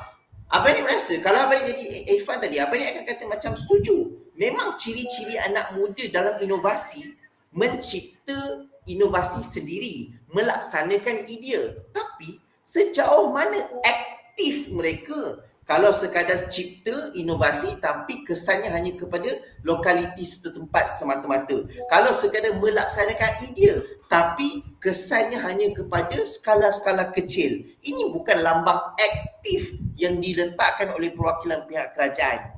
Faham tak? So sepatutnya itu benda pertama yang pembangkang kena sentuh betul-betul lah. Sebab abang ni rasa pencirian aktif dan tak aktif perwakilan pihak kerajaan dia agak mudah untuk diserang. Tapi pembangkang agak gagal untuk membawa pertikaian itu dengan baik lah. Okay? Kecuali benda tu diwujudkan dekat Zafri. Zafri dia ada cerita tentang aktif tu macam mana sebenarnya, sebab tak eksklusif pun. Cuma Zafri punya pertikaian dia macam tak kaitkan pun tentang betapa tak aktifnya masyarakat ni kalau sekadar mencipta inovasi sendiri. Faham tak? So dia macam benda tu you boleh lahar lagi lah sebenarnya. Saya rasa itu masalah pembangkang dari segi menafikan pencirian yang diletakkan oleh kerajaan. Itu masalah kedua Adam. Masalah ketiga Adam adalah apabila dekat definisi prasyarat utama, abang ni rasa dia macam tak, dia masih lagi subjektif tau. Sebab you kata prasyarat utama adalah syarat asas. So, abang ni macam masih lagi tertanya-tanya, apa yang dimaksudkan dengan asas tak asas? Faham tak? Sebab itulah abang ni boleh terima soalan Zafri tentang kalau dia asas, maksudnya untuk mencapai masa depan lestari memang tak nak kena ada dalam ni. Kalau tak ada anak muda apa jadi? Itu benda yang tak diceritakan pula dekat dalam perwakilan pihak kerajaan lah. For me, itu antara benda-benda yang Zafri tanya tapi dia agak lambat lah dekat dalam pendefinisian tadi. Alright, selepas itu abang ni agak setuju juga betapa korang punya hujah dekat hujah kerajaan dia macam tidak kedengaran perbandingan dan tidak kedengaran prasyarat tu. Dia macam kerajaan dia lupa untuk bercerita tentang bagaimana dia adalah syarat asas. Sebab korang sekadar cerita kita ada masalah dan anak muda ni boleh selesaikan masalah. Ada kelebihan, ada kemampuan, ada kapasiti. Tapi korang tak ikat bagaimana inilah lambang betapa kita kena ada asas dalam mencapai ini. Faham tak? So macam prasyarat asas tu sendiri tidak cantik. Sepatutnya extension yang boleh dibawa dekat dalam hujah kerajaan ni adalah korang kena tunjukkan betapa cabaran-cabaran ini nak tak nak memang kena diselesaikan oleh satu je, kreativiti anak muda. Satu je, penglibatan kreatif dan penglibatan aktif anak muda. So macam benda tu yang dia tidak diceritakan dengan cantik dekat set kerajaan tadi lah. Itu untuk Adam lah. Alright. Overall for me, performance wise, you macam biasalah, letup seperti biasa. Cuma malam ni dia macam dropping sikit lah. Semalam lebih kompos, malam ni lebih kurang cantik sikit lah for me lah. For me Adam kurang cantik sikit berbanding dengan semalam punya latihan. Mungkin sebab hari ni you first time bawa dua hujah SPM. So mungkin tu juga mengganggu kepada kompos you dekat dalam penceritaan hujah pula. Okey, itu untuk Adam. Untuk Irfan, abang ni rasa Irfan tidak betul-betul bersedia lagi untuk debat usul ni. Sebab cara fikir korang buat usul ni macam sekadar tunjang utama, tunjang tak utama macam mana usul-usul sebelum ni. Tak ada masalah untuk you cuba duplicate cara pemikiran usul-usul sebelum ni. Tapi Abang Nik rasa you kena tengok betul-betul dalam debat yang dilakukan. You tak boleh sekadar menjadi ketua pembangkang yang berdasarkan apa yang korang bincang. Korang kena jadi ketua pembangkang berdasarkan apa yang kerajaan bentang. Sebab you tak betul-betul attack tentang status quo masa depan Lestari. Kita dekat mana sekarang ni masa depan Lestari ni? Itulah soalan Zafri tadi, tapi itu bukan soalan yang you tanya. Alright? So you kena tanya dulu. Sekarang ni masa depan kita ni dah lestari ke belum? Kita dah capai ke arah mana lah? Kita punya status quo kelestarian masa depan tu dekat mana? Itu soalan pertama you kena tanya. Kedua, you kena tanya tentang prasyarat utama lah. So macam apa sebenarnya prasyarat utama? Kalau you nak jadikan dia satu syarat utama, maksudnya you kena cerita, pembangkang kena ceritalah tentang keterdesakan kita untuk capai kelestarian ni hanya ada pada penglibatan kreativiti anak muda yang aktif. Lepas tu terus bandingkan. Itu jugalah masalah kerajaan. Anda tak ada perbandingan yang jelas. Aktif ke tak aktif. Bagaimana anda separa aktif ataupun tak separa aktif. Faham tak? Sebab macam for me, mencipta inovasi sendiri tak melambangkan you aktif. Melaksanakan idea tak pernah melambangkan you aktif. Faham tak? So dia macam, kalaulah ini 4 ciri, maksudnya ini adalah status quo semasa. Kalaulah status quo semasa begini, maksudnya anda sendiri, kerajaan nak tunjukkan status quo yang bermasalah. Maksudnya penglibatan anak muda yang bermasalah ini tidaklah menjadi prasyarat utama kepada mencapai masa depan lestari. Faham tak? So macam for me, Irfan, I tak tahu lah Irfan dengar ke tidak kan, sebab dia macam stuck kan. So macam itu benda-benda you kena tanya awal lah Irfan, I think. Okay. Dari segi hujah, Abang Nik rasa Abang Nik rasa untuk you menang untuk LPU ni, untuk UTHM ni, you memang kena ada hujah-hujah Farah ke Syabil ke, you memang kena ada hujah-hujah on table yang boleh menjawab kerisauan kerajaan. Sebab 2 malam dah korang jadi pembangkang, tapi korang masih lagi tak berjaya nak bercerita tentang cabaran-cabaran tersebut untuk dijadikan kes korang dan diterbalikkan kepada betapa dia bukanlah prasyarat utama. So Abang Nik rasa macam idea keterbatasan kreativiti anak muda tu, penglibatan anak muda tu dia tak berjaya nak menjawab usul sangatlah for me. Okay, so itulah Abang Nik rasa hari ni performance Irfan SKP dia tak berapa nak cantik lah. Sebelum ni you main KP yang training sebelum ni, Abang Nik rasa macam letup je. Cuma malam ni you tak berapa nak kompos dan mungkin you terkejut dengan pencirian dan 4 benda yang dibentangkan oleh kerajaan. Sebab tu juga you tak boleh nak berfikir dengan baik. Ataupun mungkin sebab korang sekadar berfikir 30 minit tu sekadar berfikir dengan 2 kepala otak je. Kepala otak you dan kepala otak Syabil. Dan kepala otak ChatGPT. So mungkin sebab tu jugalah you tak berkembang. Syabil pula kan memang kepalanya 75% dekat ChatGPT. So macam risau dekat situ juga, mungkin sebab tu you tak boleh nak mengembangkan idea you. Okay. Overall PM dengan KP, kes masih lagi tak berapa nak cantik. Bila masuk Tengku, Abang Nik rasa Tengku punya pertikaian agak mematikan. Dan pertikaian ni terus menyentuh juga kepada kelestarian masa depan tu. For me dia agak cantik lah. Cuma mungkin boleh buat sebelum masuk kepada penghujahan, buat sikit kot kesimpulan dan rangkuman masalah Irfan ni apa. Sebab for me masalah hujah Irfan yang Tengku boleh buat rangkuman, sepatutnya Tengku boleh cakap macam secara kesimpulannya, masalah Datuk Irfan hari ni hanya sekadar risaukan anak muda kita yang terbatas. So dia tidak melibatkan kepada essence of the debate. Sebab essence of the debate adalah kita nak cakap tentang masyarakat anak muda yang memang aktif. So di fasa itu sepatutnya kita tak nak pun nak bincangkan tentang keterbatasan. Faham tak? Kita nak bincangkan terus dah. Budak ni aktif, cuma dia mampu tak? Itu yang sepatutnya dibincangkan dalam debat dah. Sebab kerisauan Irfan adalah sekarang ni anak muda dia terbatas. So dia tidak berbincang tentang subjek perdebatan yang sebenar for me. Okay, so rangkuman itu boleh nampak lebih cantik untuk dimatikan dengan awal lah. Untuk hujah, merintiskan pembudayaan lestari. You cerita tentang kecabaran semasa bagai-bagai semua tu. Lepas tu anak muda ni perlu jadi ejen bagai-bagai trendsetter, bagai-bagai semua tu. You bawa fakta. Hujah kedua for me tak ada masalah.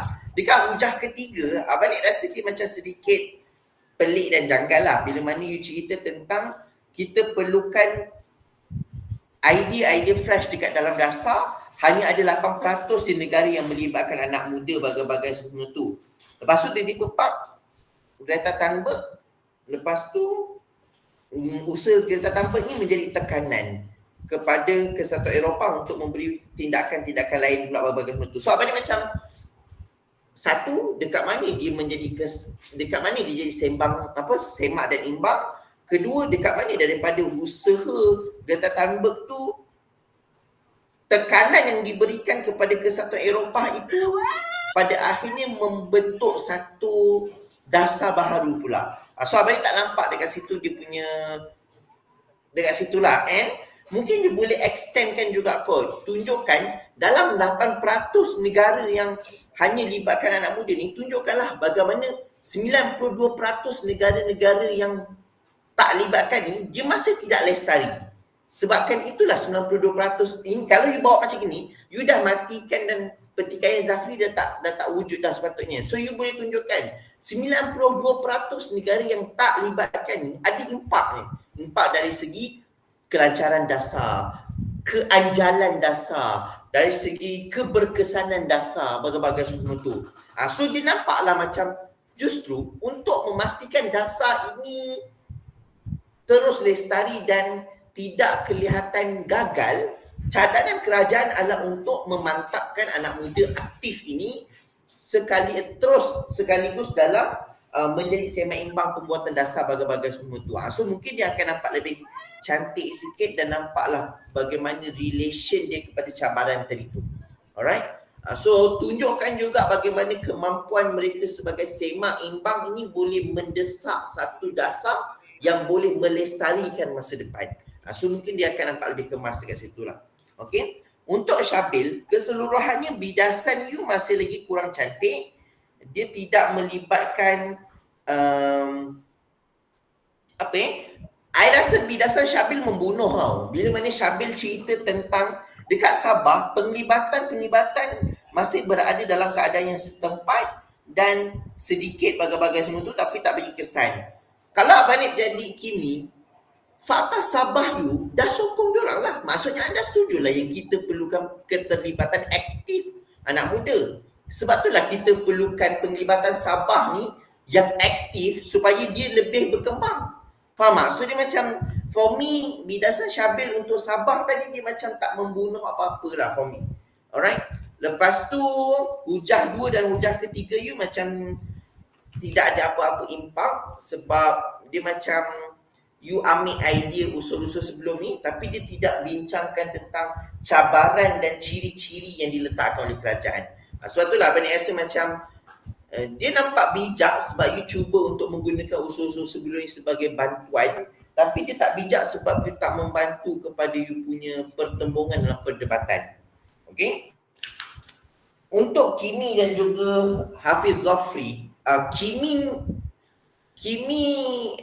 dia membidas semua benda secara gempak dan gantian you sangat gempak lah. For me, Kimi sekalipun hampir setengah tahun ataupun lebih setahun tak berdebat, tapi I rasa performance wise masih lagi maintain dan idea wise masih lagi maintain.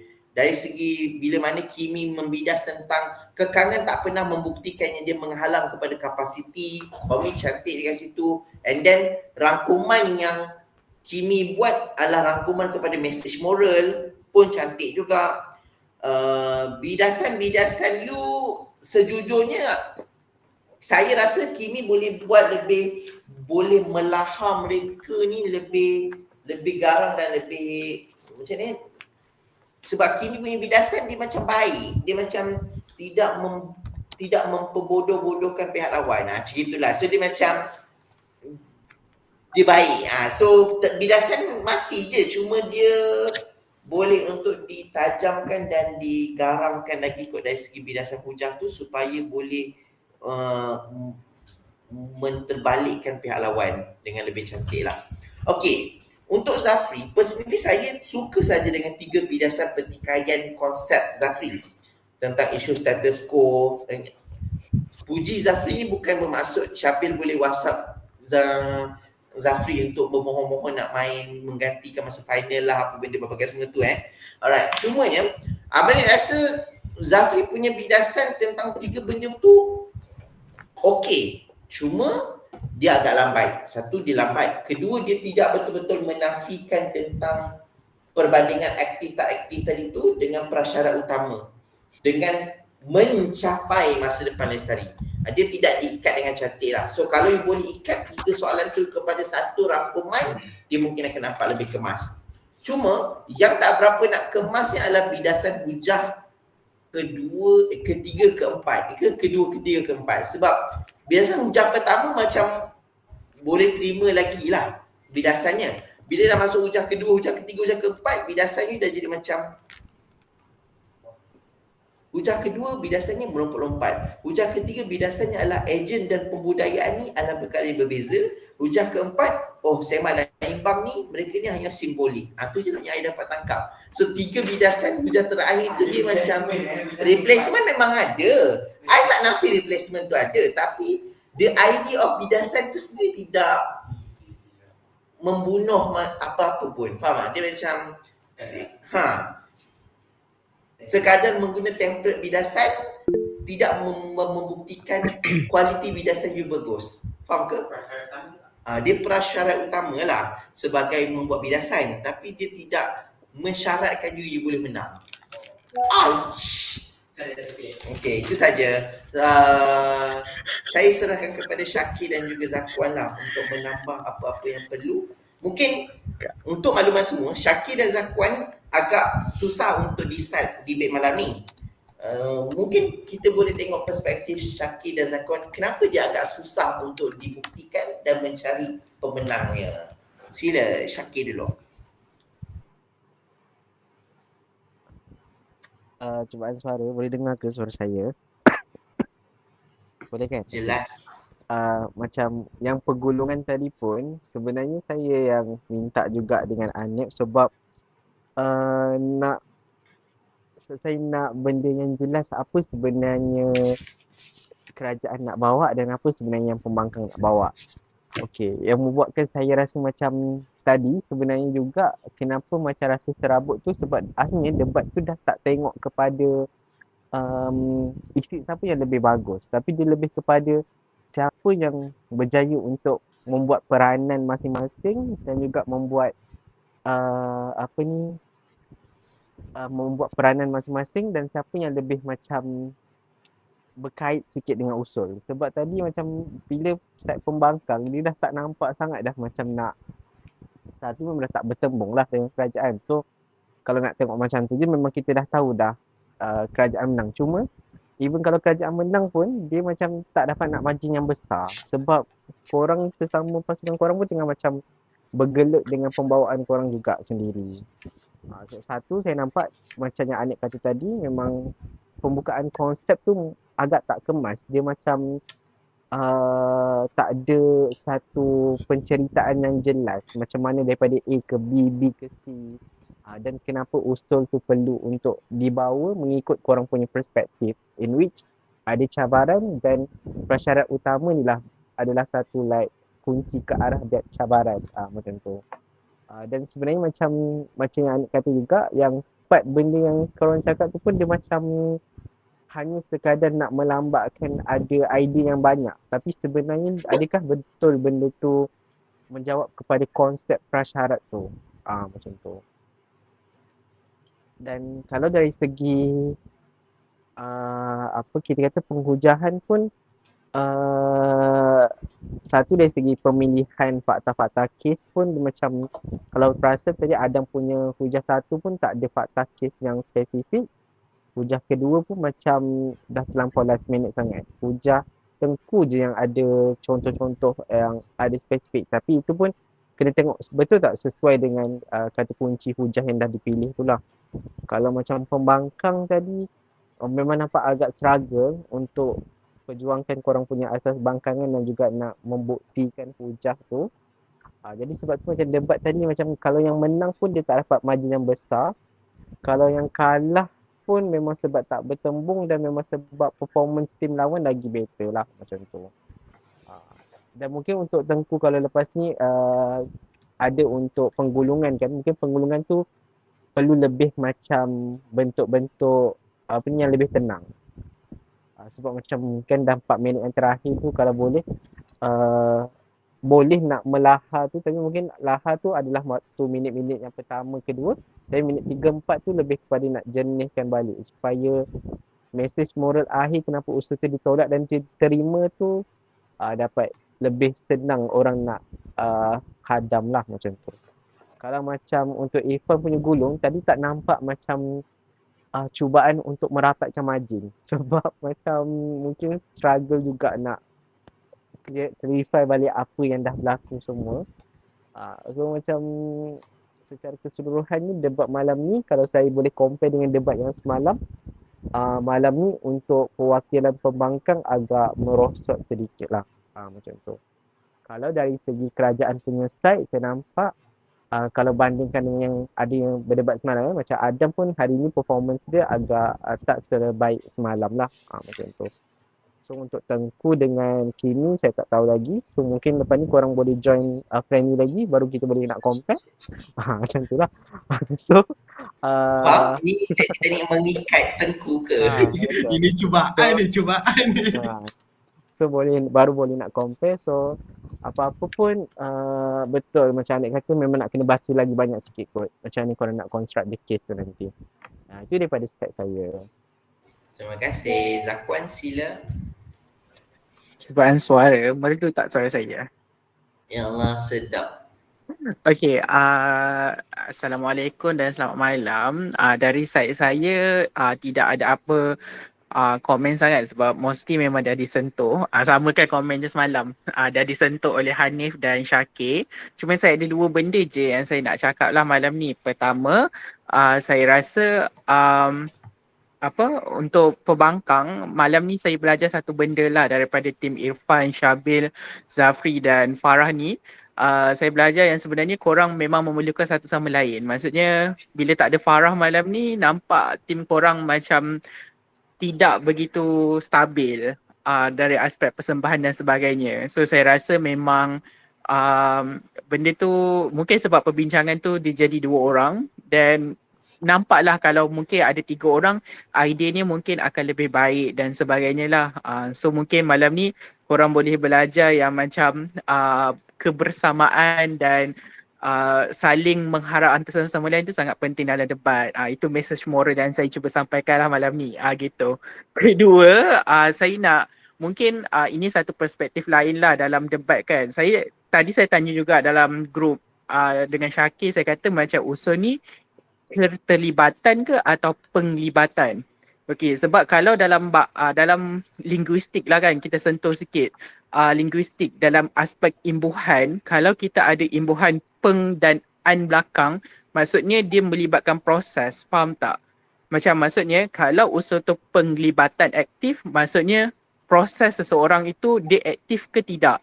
Tapi usul hari ini adalah keterlibatan. Maksudnya kalau keterlibatan ia bermaksud kepada tahap seseorang itu aktif ataupun tidak. So dia macam sedikit tricky, tapi saya rasa kalau pembangkang dan kerajaan boleh menganalisis keterlibatan ataupun pelibatan yang korang nak bincangkan, saya rasa dia akan lebih menarik. Sebab kerajaan dia memang berbincang tentang keterlibatan aktif. Maksudnya tahap belia ataupun tahap orang muda ni dia mempengaruhi dasar dan tahap dia berada dalam tahap yang baik. Sebab tu contoh-contoh macam Greta Thunberg dan sebagainya lah kan. Tapi untuk side pembangkang, saya nampak ia hanya berfokus kepada penglibatan aktif. Maksudnya orang muda ni dia cuba untuk join any gerakan dan sebagainya tapi ada kekangan. Macam tu. So saya rasa kalau pembangkang melihat kepada maksud keterlibatan, saya rasa mungkin dia akan lebih korang akan nampak satu side lain lah untuk debat ni. Macam tu. So homework untuk pembangkang saya rasa mungkin lepas ni boleh cuba berfikir dan cuba untuk menilai semula debat ni dengan perspektif keterlibatan aktif, bukannya penglibatan aktif. Macam tu. So menarik tak tinggalkan dengan persoalan? Itulah. Zakwan boleh ke you bagi dua contoh yang berbeza tentang penglibatan dan keterlibatan? I macam lembab sikit. Sorry. Takutnya. Contoh maksudnya contoh ayat ke? Contoh ayat ke, contoh situasi ke, macam nak nampak beza. I tak tahu diorang faham ke tidak, tapi I tak faham. Faham? Jap, kalau contoh penglibatan aktif, dia macam menunjukkan kepada perbuatan atau pernyataan yang aktif tau. Contoh dia macam penglibatan murid dalam pertandingan debat sangat menggalakkan. Maksudnya murid tu dia masuk dan menyertai pertandingan tu dengan sangat baiklah, sangat aktif, dia participate dan sebagainya. Tapi kalau keterlibatan, dia macam menunjukkan darjah ataupun tahap penyertaan. So kalau ayat keterlibatan, maksudnya kita akan kata keterlibatan ibu bapa ataupun keterlibatan pendebat dalam pertandingan debat LPU ni masih rendah. Macam tu. Maksudnya kita nak menilai kat situ. So kalau debat hari ni, maksudnya kerajaan saya rasa dia dalam landasan yang betul. Maksudnya keterlibatan, sekejap saya tengok balik usul.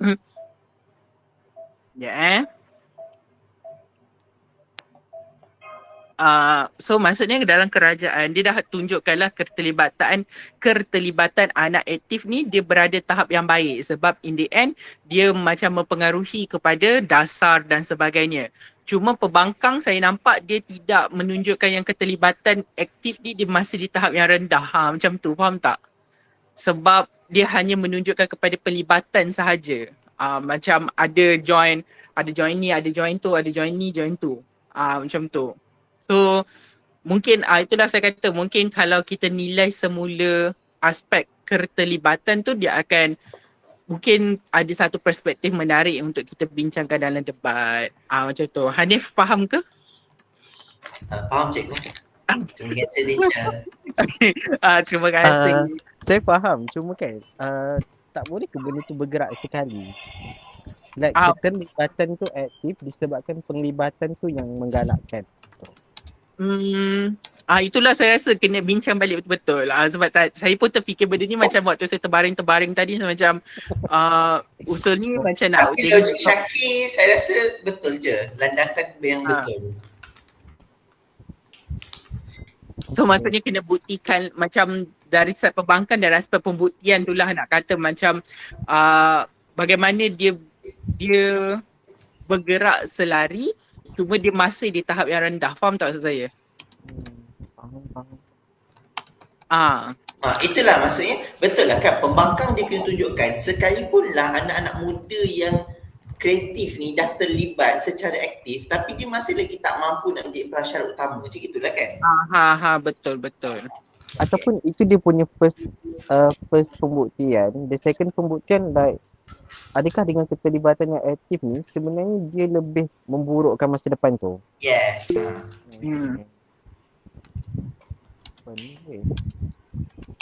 Okay.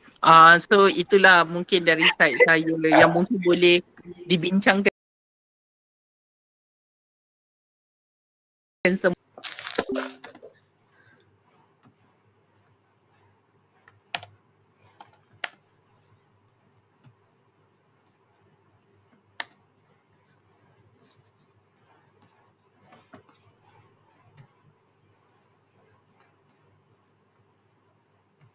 Minta untuk penggulungan dilakukan dengan usul perdebatan. Dewan ini percaya bahawa keterlibatan aktif anak muda dalam inovasi merupakan prasyarat utama mencapai masa depan lestari. Untuk pendebat terbaik, di ranking yang pertama, sebulat suara, ketiga-tiga juri memilih saudara Arif Hakimi sebagai pendebat terulung. Manakala bagi di tangga yang kedua, dengan majoriti juri adalah sebanyak 3-0 juga adalah saudara Tengku. Manakala di tangga yang ketiga dengan juri sama juga 3-0 memilih saudara Adam di tangga yang ketiga. Manakala untuk di tangga yang tercorot masih mengekalkan tahta, maaf saya terpaksa umumkan saudara Syabil. Manakala the second tercorot sebulat suara juga 3-0 adalah saudara Irfan. Jadi dengan juri 3-0, margin 1, usul hari ini diterima. Tahniah diucapkan kepada kerajaan. Jangan mengalah dan teruskan mencuba untuk menang lah. Baik, terima kasih Syabil pula. Terima kasih Syakir.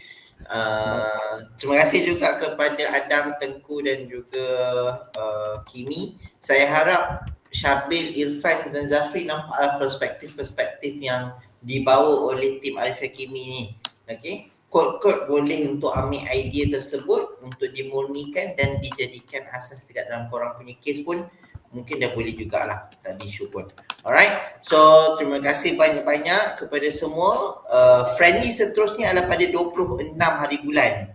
Okay, malam sama juga. So saya bukalah kalau siapa-siapa yang nak 26 hari bulan tu untuk join sekali, saya tak ada masalah. Alright, so Kimi ke Tengku ke kalau nak join, Syakir kalau nak berdebat sekali ke, okey dia, tak ada masalah. Lawan je budak-budak 3 orang yang tadi isu pun. Okay, so nanti kita set balik 26 hari bulan untuk kita berjumpa untuk sesi yang ketiga. Alright, so terima kasih banyak-banyak. Kita tangguh mandi dengan tasbih kafarah dan suratul Asr.